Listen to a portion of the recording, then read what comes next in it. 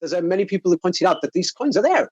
They've got birds on. The birds are on the Tatarian flags. The birds are on the dances. Yes, it's on the dancing. People used to talk to birds. This history has been deleted.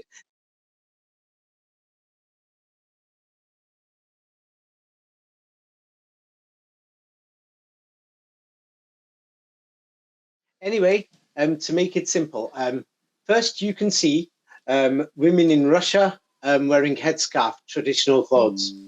Yes, you can call them Russians, call them Tatars, call them whatever you want. Many of them have emigrated to Israel, and they call them Israelis or children of Israel, if they're Jewish. Many of them who are Muslims, they just call them Tatars. Many of them who are Christian, they call them Russians. Now, there is a picture from Kostroma. Yes, you can see where these places are, and then you can check the old pictures, even in the Republic of Komi or Mari, you will see there is a similar fashion. And when you look at the people, it's not about genetics, they all look the same.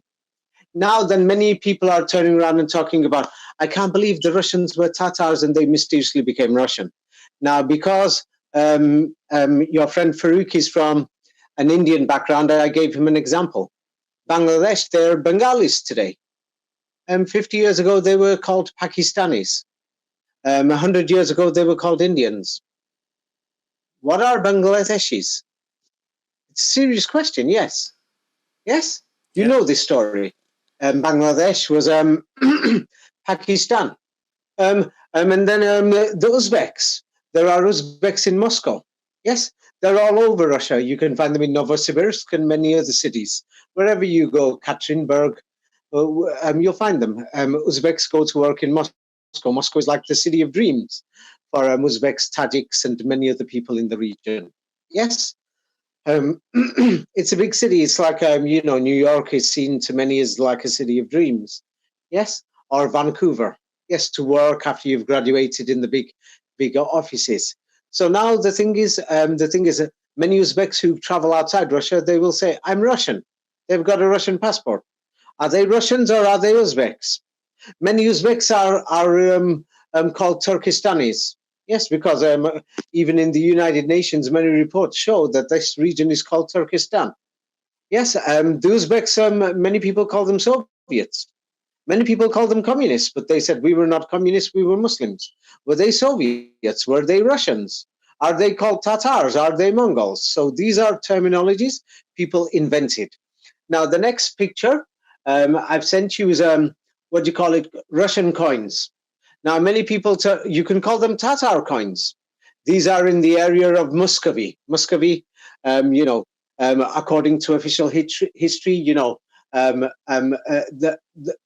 Duchy of Moscow. Now, what we see in these coins, it says, the seal of the great princes of Moscow have inscriptions in Arabic. What's going on here? Yes. Are they Russians or are they Tatars? It doesn't matter. Same like you can call them Bangladeshis or Pakistanis or Indians. Yes.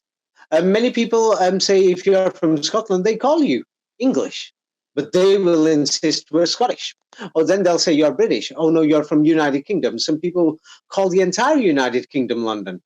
Yes. So these definitions, you can say whatever you want. But throughout Northern Europe, we've got these coins there. Call them Russian coins, call them Tatar coins, call them whatever you want. Yes, they've got Arabic writing without a doubt. Yes, and then what we can see, we can find many of these coins in Moscow museums, in the Kremlin museums, and many other places. Yes, after the 17th century, professors like Fomenko pointed out that that many of these coins had one side Arabic and one side the new old Slavic lettering that was introduced after the 17th century. And we still see Arabic inscriptions, but what we see is images of birds. Many people will call them dragons or snakes, but as you can see, figure 2, on one side of the image and on the other side, the Arabic inscriptions. So we can still see it's half and half. And notice the birds. Why are there birds there? Yes, slowly they started putting princes and kings as well. But I've given you a bigger copy. It says 321 on this picture. It's a bird. These are on the Tatarian flags. Now, these coins are found in Moscow, in Finland, in Scandinavia. They're found in the Baltics, in Northern Europe, in Germania. Yes. So they're found there with Islamic inscriptions and birds. Why have they got birds? Yes, and many people talk about Tartaria and their opinions. Have these people ever studied a single Russian coin or a Tartarian coin, saying, "Oh, I don't think the Russians were Muslims. Oh, I don't think there was a great Islamic civilization there." Have they even looked at a single coin? Have they visited a single museum? Have they looked at a single report of people who've actually been to see the coins? Excuse me. Yeah, this is the same like we hear people who are non-Muslims who are saying, Islam says this or that, and they've never read the Quran. Or this is the same like the Muslims who are commenting on the Bible, and they've not even read the Bible. Yeah, you know, and the Quran says, produce your proof if you speak the truth. Yeah, so then I've given you like documentary evidence from the 18th and 19th century, where it shows European monks, yes, who came to Moscow, which was the city of the mosque. Why were monks visiting Moscow?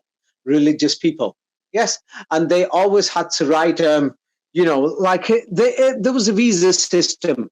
Not like today, like entering the city walls, and you could call it a letter or whatever, and they had to write in the Tatar language. Some historians call it Tatar language.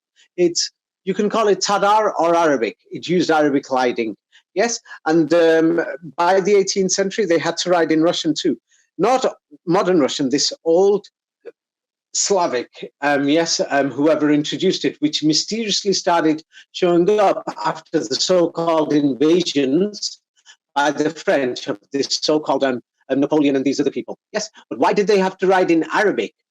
Yeah, the Muslim Caliphate was never there, according to official history.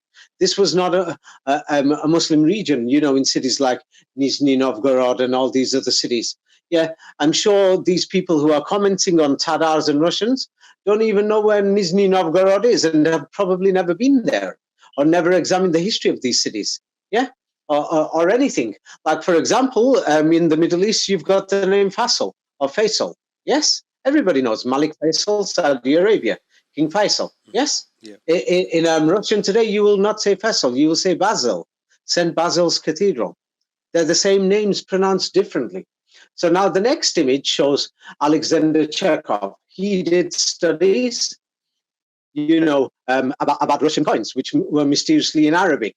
And he gives the testimony of European foreigners, or most of them spoke French. Yes, and Paris was where the Jesuits were set up. So now all these people who are commenting on Russia and Tartary, have they studied the investigative works of Alexander Chekhov? Or have they looked at other people who've done updates and had a further look, on more coins that are available today? Alexander Chekhov had a limited amount of what he could look at, and also Chekhov, was referring to Western foreigners' testimonies, because of the French influence, and the French invasions. Yes, so. The thing is, many people, they claim to know the history of Russia and Tartaria. Yes. How many of these coins have they studied? How can they turn around and say, I'm of this opinion or that opinion? Oh, yeah. And these same people are not going to drink poison because they'll check it. And now these people are going to give their own opinions. Yes, to say, I know what the word Tatar means, or Muscovite, or today they're called Russians. In some documents, they were called Muscovites. Yes, in some documents, they were called Mohammedans, the Muslims. Are they Mohammedans or are they Muslims? Some people will say, no, the terminology is not correct from today's point of opinion. Yeah, but you can still call somebody a Mohammedan or a Muslim, as you wish. Well, anyway, so the thing is, let's go through Cherkov's works and other things. And many people have turned around and said, oh, it's same like saying that call them Russians, call them Tatars, or call them Muscovites, the people of Moscow. Yes, Moscow means all the way down to Kiev. Yes, that region. The Ukrainians will dispute it and say, no, it's up to the borders of Belgorod. Oh, yeah, many of the people who are listening now, do they even know where Belgorod is? Yes, you know what I mean? Do they know anything about this region? Do they know anything about these things and they're going to comment? Yeah, they're just going to come out with opinions. They've just read a few works, a few months of study, and they're just coming out with it. Oh, what are they going to say? The Mongols, yeah, these historians say the Mongols might have forced the people to put Arabic inscriptions. Get real. You know what I mean? Oh, the Mongols are not Arabs either.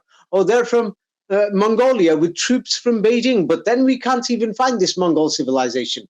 Beijing city was called Tatar city before 1900, before the British, French, Russian, and Japanese and Chinese invasion when they broke through the city walls. Most people don't even check that. The next picture shows the coins of the so-called Ivan the Terrible. Now, these coins might have been issued by Ivan the Terrible himself or by Russian princes after. Many people say they were issued after because they've got Slavic writing on one side, and on the other side, they've clearly got Allah. Yes? So these things people can't answer. These are by Russian coins throughout Russian cities. They are the majority of the coins in Russia.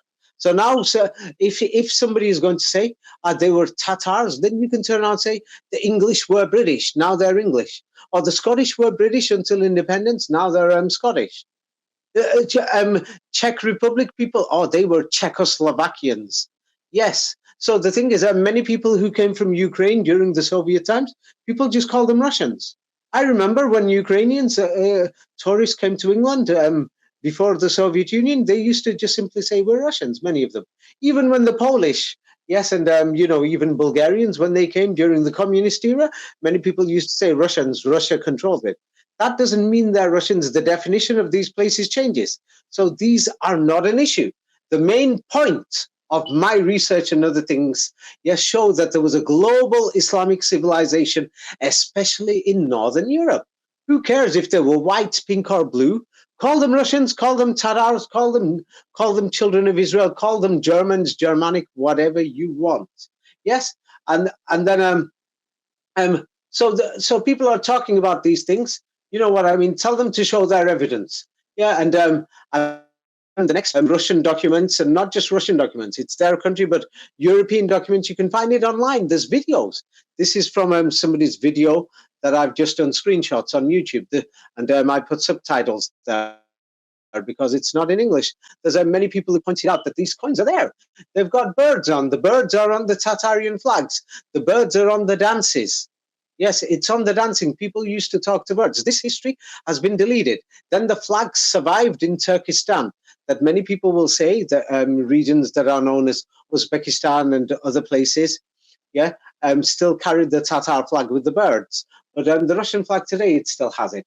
Now let's have a look at some of these coins. You'll find these coins, in the Volga region. Yes, Volga is as you're going towards central Russia and in eastern Russia, in Siberia, and they've just got Arabic on. Yes, and then they mysteriously disappear after the 17th century. Yes, and then many people will have to read all my books to understand and listen to all my videos. The French nobility all the way through to World War I. Yes, not the French, the Russian nobility, the Polish nobility, all these people who were ruling Europe as Tataria collapsed, many of the princes mysteriously spoke French. They couldn't speak a word of Russian. Yes, it's too long to put this information here right now.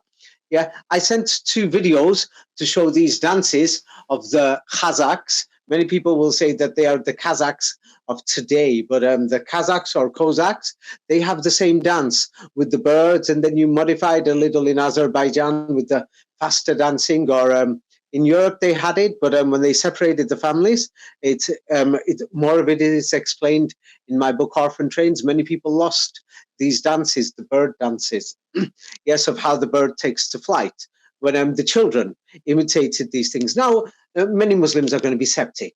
Oh, we're talking about King Solomon was an entire civilization.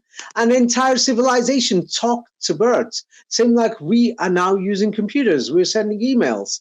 We're flying. You can't delete this civilization. And if it's there, the evidence must still be there. Now, the thing is, many researchers have shown official history is a lie. They're lying, and that the Quran is speaking the truth, that there was a civilization, that they could communicate with birds. We can find it on these flags, that these people are saying this is Tartaria, or you could call it Russia, or you could call it Germania on the old German flags, on the flag of Misr of Egypt. These flags are there. Albanian flags have got it. Old Serbian flags have got these birds. It's clear. We can see it in the emblems of the Germanic families. These birds are there. different types of birds. Some people will call them snakes or eagles or strange birds or alien types of whatever. You can say whatever you want, but the Quran gives you this history that nobody else agrees with, that they say this is like a fairy tale, it's been invented, modern historians will say. Yes. Now, if these Muslims are supposedly Muslims, aren't the Muslims who are supposed to, oh, they say they believe, aren't they supposed to say there was a great civilization? Oh, these people spoke to the birds, the evidence is there, they communicated with them. You know, humans are giants compared to birds. Birds are terrified. So can you imagine if hundreds of birds crowd around you? The children aged 10, 15 talking to birds, the children will imitate the birds, sitting, standing, moving like the birds, copying them, opening their arms like the wings. Yes, and these things are seen in the dances. Now, many people will say, this is a Christian dance. Other people will say, you know, this is a Jewish dance. This is, Muslims will say it's a Muslim dance. It was a global civilization. Yes, and the thing is, it collapsed and people divided different ways. Christianity, Judaism, Islam, you could call it many different things. Shia, Assyrian, Armenian, you know, many different things. Ashkenazis, Sephardim, you know, the many different dances all the way through from Morocco through to Siberia and from Bangladesh all the way through to England.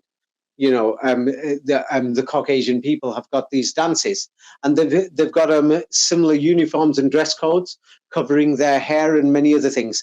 Now, there is the question, many Muslims who are defined as Quranists, but you don't have to call them that, they turn around and say the hijab or the headscarf is not mentioned in the Quran. Now, the old world civilization, when we look at the photographs from Holland, Germany, Poland, Estonia, Lithuania, Latvia, Norway, Sweden, Finland, yes, all the countries throughout Europe, everybody is wearing the so-called hijab.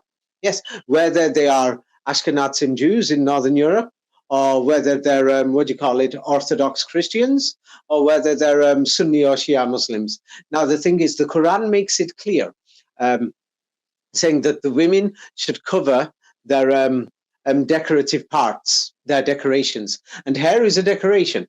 Women decorate their hair and change it in different ways. So this is mentioned in the Quran. Anyway, back to the thing about the Quran. So if there was a great, amazing civilization, it must have been so great that the Quran says it was like a blessing and people were grateful. It describes the great civilization that could communicate with birds. So now there must be evidence of it. The evidence is in the coins. It's in the flags. Now, if there is going to be Muslims and Christians and Jews who are denying this history that the Quran is openly claiming, yeah, then that's their choice. The evidence is there. It's in the coins in Northern Europe. It's in the flags in Northern Europe, what people are calling Tartaria or Germanic flags. These birds are there. It's in the dances. The dances still survive in many village areas. Yes. For example, we see Albanians coming to Europe. And the thing is, they soon start nightclub dances, modern dances, hip-hop dances. But the traditional dances in the village where they're playing these things and they're imitating the birds and the sounds of the birds, what they call music, yes, which is not banned in the Quran, yes. And these movements, which people will call dance, but these village people will say, no, we're imitating the birds. Yes, this history is slowly being lost. Yes, it's throughout the world. Yes, so it shows that the Quran shows a different history. Yeah, if the Muslims don't agree with it, then the Muslims should declare to the world saying this story in the Quran is not true, because the historical evidence shows that there was a great civilization, that birds were decorated everywhere on coins, on flags, and many people are going to say the Russians were not Tatars or the Tatars were not Russians. Who cares? The swords, almost all the swords before the 17th century, I'm not making it up, it's in my book Skull and Bones, and it's in my book The Crusades, and in my book, and in many of my other books, Jerusalem is in Europe, yes, and in the book Hitler and Nazi Germany, it goes through some details that hundreds and thousands of swords have been found, yes, and coins throughout Northern Europe, yes, that have just got Arabic writing on. We don't see any Slavic writing.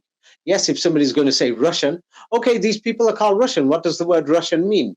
Yes, in Germany, they call it the Reichstag, Reich, pay attention. So now in Russia, it's called Rosh. In India, it's called Raja, the Rajas of India, Raja, Rashastan. And that language they call Roth or Rothia, Urdu, Rada. Yes, and then they say the Raja Suleiman was the ruler of the Philippines, Russia or Russia. Yes, and in English there you type it R-E-X, Rash, Rex. Yes, this word was the office of the king or the ruler.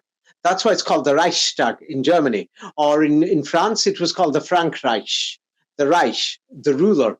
That's why the Quran says we gave them the prophethood, the Rasul, Rosh, the office of Rosh. Rosh was not a race. The French, even in the history, we can see that they claimed in the fake history, which Charlemagne or Suleiman or Charlemagne, they've fabricated the history. They say his father was a prototype or a copy of King David, the same story. Yes, they say that the Frank Reich and the Reich was over here. The Germans say, no, it's in Germany, Hitler's Reich. Yes, you pronounce it how you want, Reich, Reichstag, or Rosh, or Russia. Yes, pronounce it how you want. The word originally was not a race. It represented prophethood and followers of prophets. Yes, so the thing is Tatar, they made it plural. It wasn't plural, it was just Tar. And that's why even many Turkish nationalists or Turkic nationalists are going to say Turka. We've got Seska or Cheska, Czech Republic. Ka means people. Ruski, Ruska. Rus, Ka means people. Turka, Ka means people of Tur. And even Davutoglu, who was a member of Erdogan's government, yes, he even turned around and says, the people who were at the mountains of Tur, where Moses communicated with God. Yes, that's why it's called Torah, Torka. So that's where the origin of the word Tar or Tartar came from. And then many people call this area Turania. Yes, it's not just in Russia. That's why it's called Mediterranean. Yes, it's called Mediterranean, or the region, where the Caucasians, many people say there were Caucasians. The evidence seems to indicate this, but other people say maybe Moses was dark or even African. The man, Prophet Moses, the man who delivered the Ten Commandments and the Torah. Yes, so these things are debatable. Yeah, was he black or was he white or was he a bit dark-skinned or was he pink-skinned? Yes, with red hair and his hand became white. Yes, so these things are a different issue. But the main thing is Tatar Russia. You know what I mean? It's just an opinion. We can call them Soviets. Yes, we can call the Uzbeks, Kazakhs, Soviets. Yes, you know what I mean. So the thing is, call them Tatars, Russians. They had an Islamic civilization. Arabic was one of their major languages, and because the Quran only has like a few hundred root words, that's it. So the thing is, many people had their dialects for a full language for thousands of words. So now somebody can say the Quran is actually Slavic, because these root words in the Quran are found in all the Slavic dialects, all. So that means the Quran's in Slavic. It's not modern Arabic. Modern Arabic is an invented language. Yes. So then people will say, oh no, it's modern Arabic. We find all these words in modern Arabic dialects. Or once again, yeah, you can check the Germanic dialects and you'll find all the words of the Quran there. So this means the Quran is written in German. Yes. So you can just make an opinion. Yes. So these things, what I've just stated, is an opinion. The Quran is in German. The Quran's in Slavic. So these things, what are debatable, that we don't have conclusive evidence for, you can argue all day. But what we know is that Quranic Arabic, not the modern Arabic we see today, the basic words of the Quran, yes, that language, those words were basically found in almost all the major languages. And then people had their own sub-languages and dialects, but they didn't have the official nation-state standardized languages that we have today, that were invented, yes, by linguists, Masons, and Jesuits. This history is well known, not even hidden. Yeah. Anyway, I hope this information helps. And I've sent Farouk two videos of two dance videos.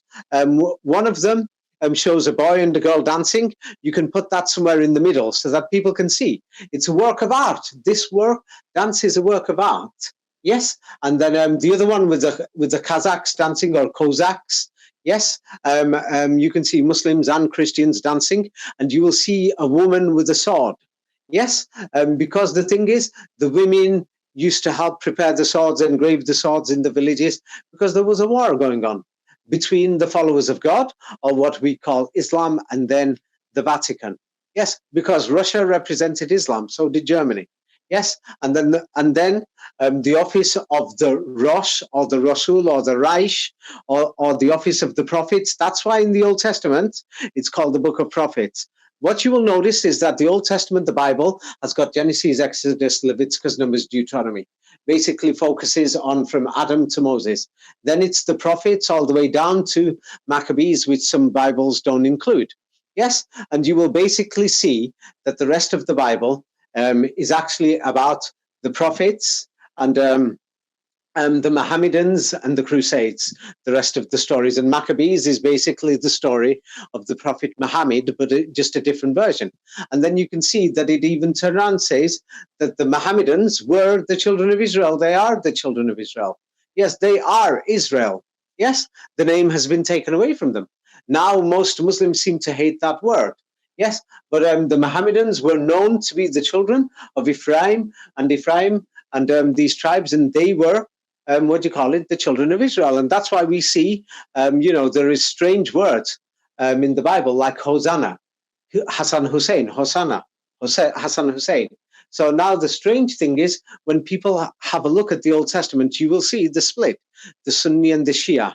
Yes, and the Shia, what many people will say, was the Vatican, the imams or the priests.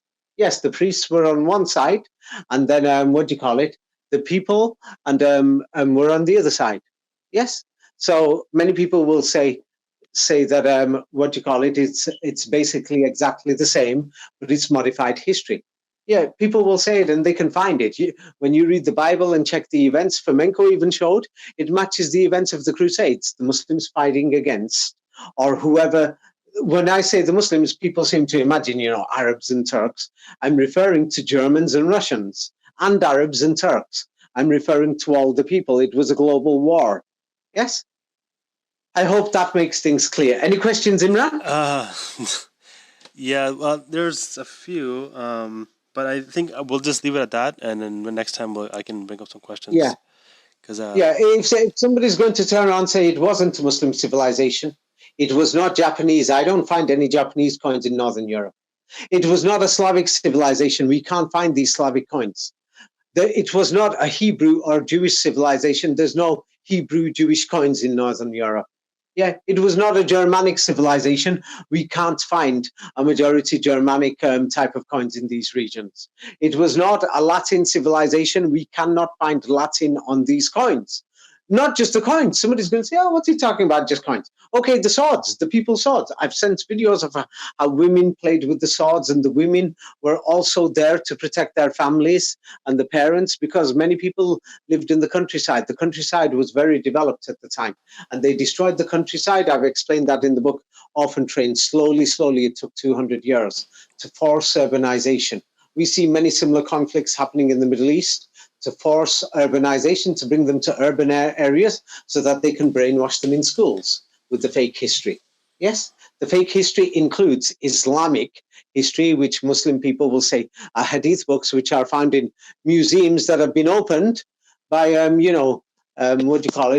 colonial governments and the people who took over the administration. Oh, by the way, you go and try to open a museum in Egypt. Let's see if they will let you do it. No, they open these museums. Yes, the Vatican's allies, the British and the French and the Spanish, they opened them and they put this fake history there. Yes, and if anybody is going to turn around and say the Tatars, they were they were Spanish. Show me the Spanish coins. Show me the helmets of the Russian kings, or you can call them Tatar kings. Even the helmets have got Arabic. Even their weaponry, everything. The weaponry is their clothes. They wore this day to day, every day. And that's got Arabic. The coins, they use them every day. It's got Arabic. So I don't know what people are talking about, saying, hey, we can't believe there was an Islamic civilization. It matches the evidence in the Quran, the birds, the dancing, the birds on the coins, the birds on the flags. The evidence totally matches. Yes, that the Quran is saying this civilization was there. And then the Quran says hey, this book is speaking the truth. You will find this. Go and travel the world, and you'll see how civilizations were before that came and went, and others that got destroyed. You find these things in the Quran. I went, I saw, I found. Yeah. Veni vidi vici, what they say in fake history. I came, I saw, I conquered. Yes, that's what they say Caesar said.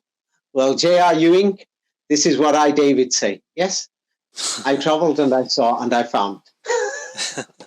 Yes, I found the evidence. So there you go. Let's leave it at that. Yes, All have a right. nice day. Thanks, David. Okay, yeah, Imran, yeah. Okay, bye. Okay, bye. Bye.